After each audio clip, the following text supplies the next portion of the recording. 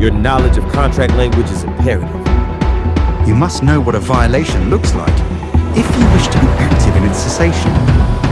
It is important to understand that being active and knowledgeable affects your overall bargaining strength. Together, we can forge a more militant NALC. Good morning, letter carriers, and welcome back to Parcels of Knowledge, the podcast dedicated to delivering knowledge to the city letter carrier, with your host, the Roseville Wrecking Ball. Happy belated Father's Day, letter carrier dads. Today, we'll be focusing on Article 17 and some of the issues revolving around stewards, but this will be a short one today.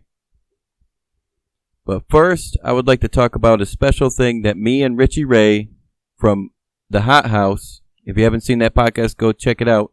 We're getting together and we're doing something special. I am doing a Q&A with Richie Ray, who is running for MBA of Region 15 on the CLC ticket, just like I did with Brother Walt McGregory.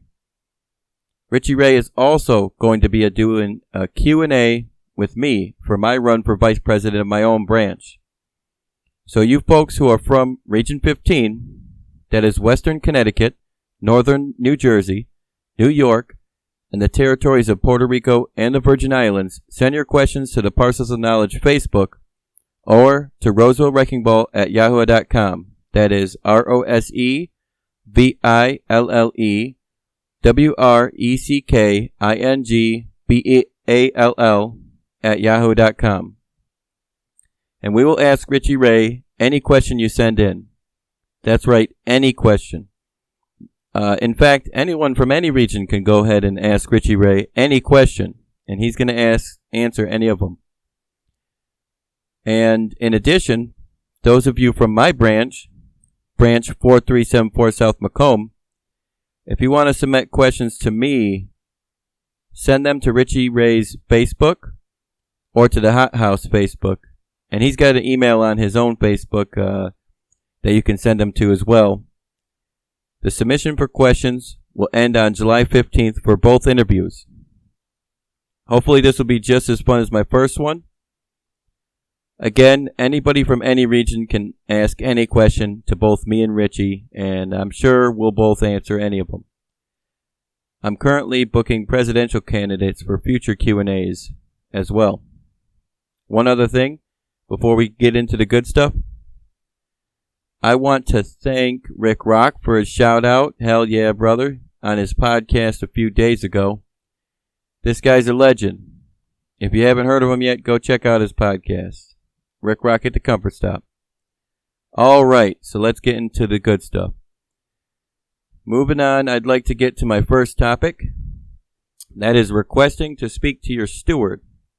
As a carrier, when you request to speak to your steward, one thing I'd like you to keep in mind is that management must give it to you by the end of your tour in almost every situation. This is documented by MDoc 458. You can find that on the national website, the NALC.org website. Search up NALC MRS and type in MDoc 458. And that document reads in relevant part that the grievant and steward should be able to discuss the grievance without delay, but 95% of the time with no more than a 2-hour delay, while circumstances will sometimes necessitate a delay of more than 2 hours. Normally the delay should not extend beyond the tour of duty in which the request is made. Now, cases where it could extend beyond your tour might be possibly if the steward isn't there that day, or if you don't even have an in-house steward. I'd argue that maybe you could call that person that day, and that could be a separate issue if management denies that, but that's beside the point. In most cases, we have an in-house steward. Now, you may not shop for a steward, and you can't tell them which one you want to speak to. It's management that schedules everything, including when you put in that request to speak to someone, they schedule who gets to speak to you. But they do need to give you a steward by the end of your tour to speak to if you need to speak to one about a potential grievance. If you request to speak to your steward and it is not given to you by the end of your tour, make sure to file a grievance. Make sure to ask to speak to the steward in writing. I have made a preferable form for my own installation that references M458 in the document so that management doesn't have an excuse that they did not know the rule. I always cite relevant documentation in my requests. I will post my document that I use for carriers to speak to a steward so that you can use mine as the example for your own. Now, I think mine is installation specific, but if you want to copy and paste it, go ahead and do it as much as you want. This violation is all too common, and all too commonly, people do not file. They just deal with the fact that they must speak to their steward in a delay fashion. We deserve better than that, carriers. I think we need to start filing this grievance. Make sure to keep a copy of your written request, because your steward will need that in order to file a grievance. And if you're trying to reach your steward and they just keep delaying your time, just call the guy or call the branch, Sometimes it just has to be done in order to get justice. But most of the time, if you can do the discussion on the clock, definitely do it. This is something that you can do to train your management to make sure to take these things seriously. All right, stewards out there, the last thing I would like to talk about is your ability to file even when a grievant doesn't request a filing. I hate hearing that a steward is so lazy that they refuse to file anything without direction from a grievant first. There's also a possibility that maybe they're not lazy. Maybe they just don't know any better, that we have the right to file grievances on behalf of our members, and it's our duty to file anytime we know of a violation. This leads to my next topic. Many times management will give a steward shit for doing so. They call it solicitation of grievances. This is not solicitation of grievances. Periodically, I get a stupid advisor who tells the union or carriers that they should file a labor charge on the union for soliciting grievances. This is merely wishful thinking on management's part. The union has every legal right to encourage its members to protect and enforce their contractual rights by investigating, initiating, and processing grievances. As such, we can and will do just that.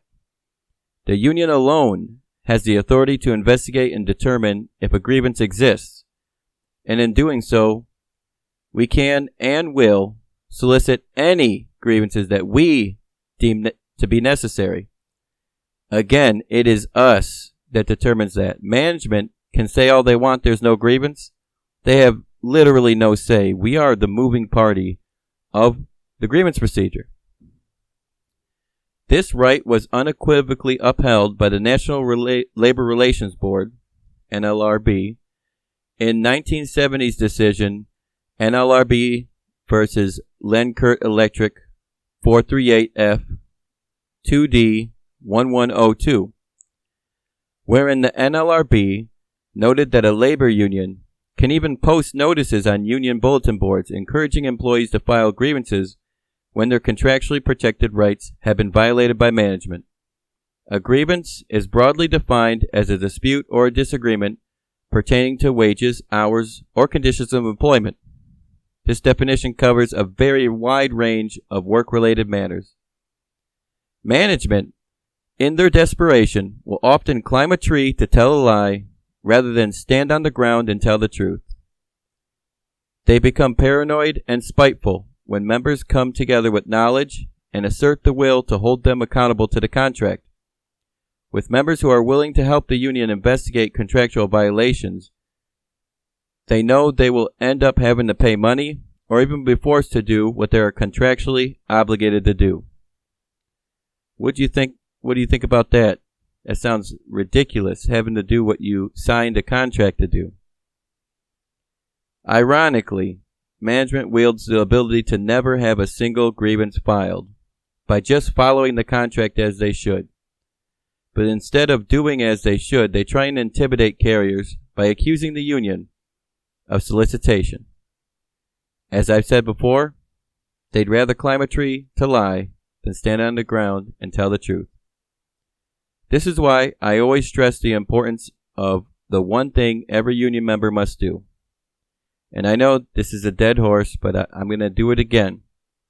This is the duty of bearing witness. The union cannot be everywhere. In fact, we rely heavily on information that is given to us by carriers in order to initiate an investigation into matters of a violation of the contract. This one duty is so important that it can be the difference between a lawful installation who follows the contract or one that is lawless and does whatever they want. We get the information from the workroom floor. In turn, we investigate. If there is no such violation, it becomes a point of education for the member who reported the violation. You know, those discussions I was talking about where you go and talk to your steward? That's exactly what I'm talking about when I say a point of education.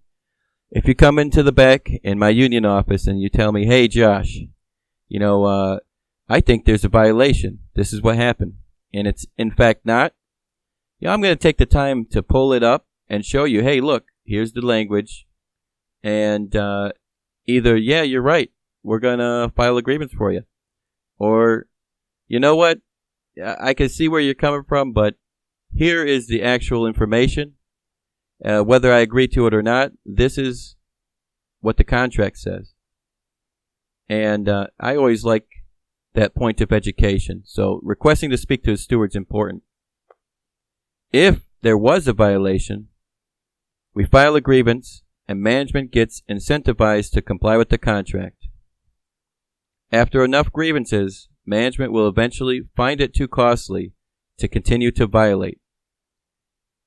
We have seen this here at Roseville with improper mandation. It started off with a cease and desist.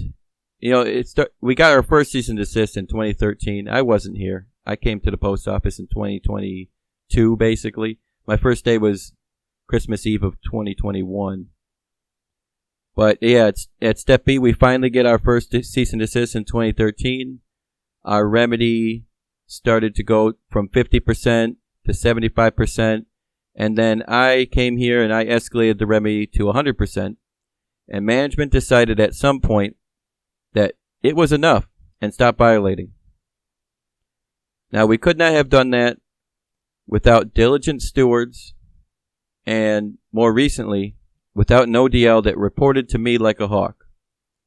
I do encourage all stewards or active carriers to be part of text messaging groups. That is the best way to say, hey, I brought back 2 hours of mail. I don't think they're going to take it back out. You could report to each other with your stewards, and you can watch violations like a hawk. Still, there are many violations that go underreported. And that's because the steward can't be there. And if it were otherwise, we can get management to stop violating. A steward doesn't have an omnipotent eye.